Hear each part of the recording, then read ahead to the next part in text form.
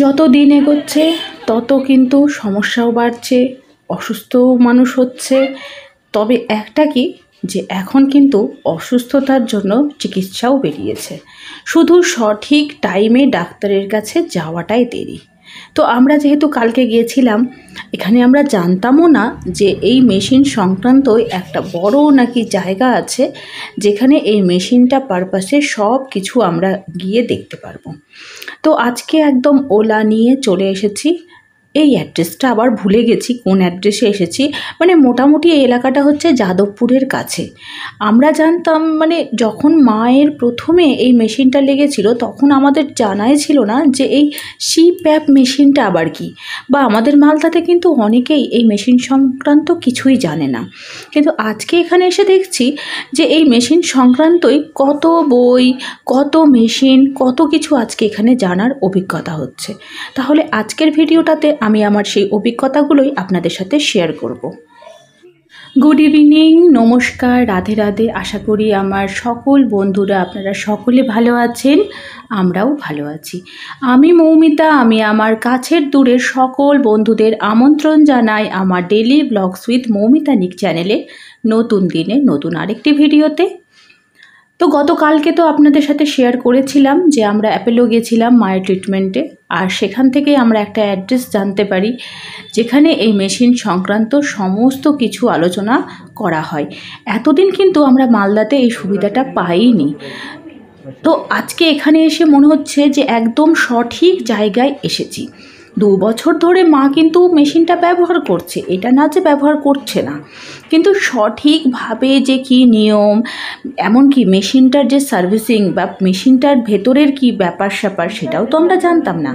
তো আজকে এখানে এসে কিন্তু অনেক কিছু জানতে পারছি। এখানে না আসলে তাহলে এগুলো কিছুই জানতেই পারতাম না।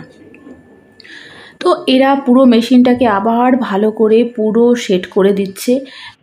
এবং একটা পেশেন্টের তো অনেক কিছু জানার থাকে, যেহেতু এই মেশিনটা আমাদের ফ্যামিলিতে আগে কখনো ব্যবহার হয়নি, তো কেউ এই মেশিন সংক্রান্ত জানে না।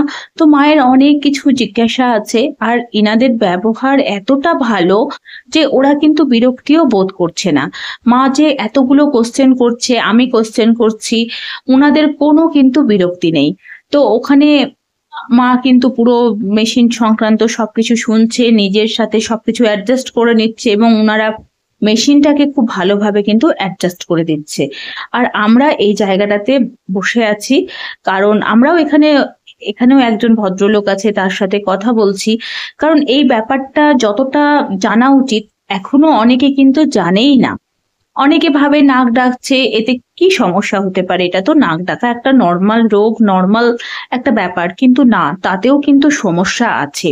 এবং অনেক সময় ঘুমাতে ঘুমাতে আমাদের মনে হয় যেন দমটা আটকে আসছে বা ভেতরটা ছটপট করে, এটাকে আমরা খুব ইজি ভেবে নিই। কিন্তু যে পেশেন্ট, সে কিন্তু এটাকে ইজি ভাবলে চলবে না, এটার কিন্তু ব্যবস্থা আছে। যবে থেকে আমার মা এই মেশিনটা ব্যবহার করে, মা কিন্তু শান্তিতে রাতে ঘুমোতে পারে। আরেকটা বলি, এই যে আমরা ট্রেনে আসছিলাম আসার দিন, তো মেশিনটা তো আমরা নিয়েই এসেছিলাম মালদা থেকে কলকাতা। তো সেটা আমাদের রাতের ট্রেন ছিল। এবার যেহেতু মেশিনটা মা রাতের বেলায় সেট করেনি, তো রাতে মা কিন্তু গোটা রাত আমি দেখলাম যে মা একটুও ঘুমাতে পারেনি। যখনই ঘুমাতে যাচ্ছে তখনই একটা গলার কাছে একটা শব্দ আসছে, আর মা কিন্তু ধড়পড় করে উঠে বসছে। তো আমি মাকে দেখলাম পুরো রাতটা মা কিন্তু এইভাবেই কাটিয়ে দিল, পুরো রাতটা। তো আজকে যখন দেখছি না মেশিনটা ভালো করে সেট করছে, ওরা কিন্তু মানে 2-3 বার করে মাকে খুলিয়ে ভালো করে সব বুঝিয়ে দিচ্ছে, ভালো করে সব সেট করে দিচ্ছে।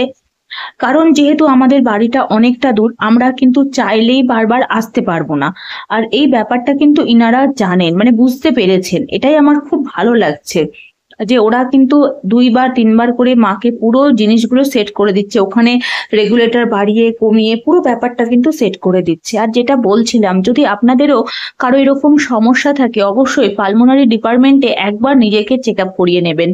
কারণ এখন চিকিৎসা অনেক উন্নত আছে, অনেক উন্নত। তো একটু আমরা যদি নিজের শরীরের প্রতি যত্ন নিই, তাহলে কিন্তু আমরা সুস্থ থাকতে পারবো।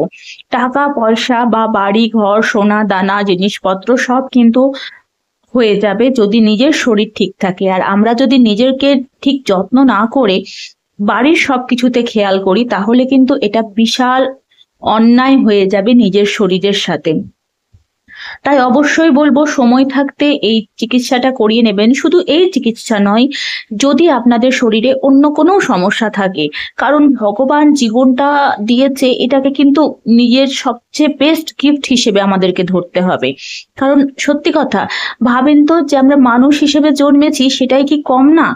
তাই আমাদের এই অভিযোগ এগুলো সব দূরে, কিন্তু মানুষ হিসেবে জন্মেছি, এই জন্মটাকে বৃথা কাজে একদম ছেড়ে দেওয়া যাবে না।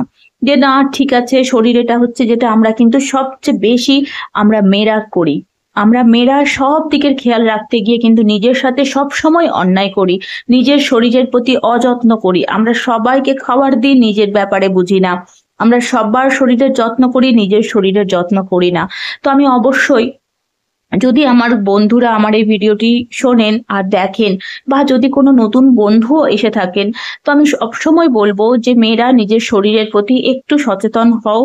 কারণ হচ্ছে, আমরা যদি নিজের শরীরের প্রতি সচেতন না হই, তাহলে কিভাবে চলবে? আমাদের ওপরে কিন্তু পুরো বাড়ি নির্ভর করে। আর এখন চিকিৎসা অনেক উন্নত, আমি এই কথাটা বারবার বলবো। তো সময় থাকতে অবশ্যই তোমাদের অসুবিধাগুলো ডাক্তারের কাছে নিয়ে পৌঁছে যাও। ডাক্তার বাবুরা কিন্তু এটা সঠিক ঠিক রাস্তা একটা বের করে দেবে। হোপলেস হয়ে আশা ছেড়ে কোনো লাভ নেই। জীবন আছে, সংগ্রাম করতেই হবে। তবে যত সুস্থ থাকবো তত ভালোভাবে সংগ্রাম করা যাবে। আমি আর কি বলবো, আমার এইটুকুটাই বলার যে নিজের শরীরের প্রতি অবিচার করো না, অন্যায় করো না। আমিও বলছি, আমিও কিন্তু এই জিনিসটাই করি, মাঝে মধ্যেই ভুলেই যাই যে আমিও মানুষ, আমারও একটা শরীর আছে। সবার মন রাখতে গিয়ে আমিও ভুলে যাই, তারপর আবার নিজেকে একটু খেয়াল রাখার চেষ্টা করি। বন্ধুরা, আপনাদের সাথে অনেক মনের কথা শেয়ার করে নিলাম। মনের কথা বলবো না, এটা আমাদের মেয়েরা যদি চোখ বন্ধ করে একবার ভাবি, এই কথাগুলো কিন্তু কোনোটাই ফেলে দেওয়ার নয়। আমরা কিন্তু এটা করে থাকি সব সময়। আমার মাও করতো, আমরাও করেছি, এবং আমি জানি না আর কতদিন এরকম ভাবে মেয়েরা নিজেকে ভুলে সবকিছু নিয়ে ব্যস্ত হয়ে থাকবে।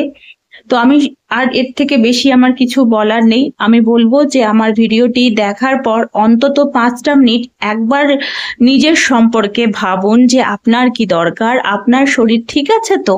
একবার নিজেকে এই কোশ্চেনটা অন্তত একবার হলেও করুন। ভিডিওটি শেষ হওয়ার পর একবার নিজেকে 5টা মিনিট সময় দিয়ে একটু ভাবুন। এতক্ষণ পর্যন্ত আমার এই ভিডিওর সঙ্গে যারা যুক্ত আছেন, তাদের সকলকে অনেক অনেক ধন্যবাদ।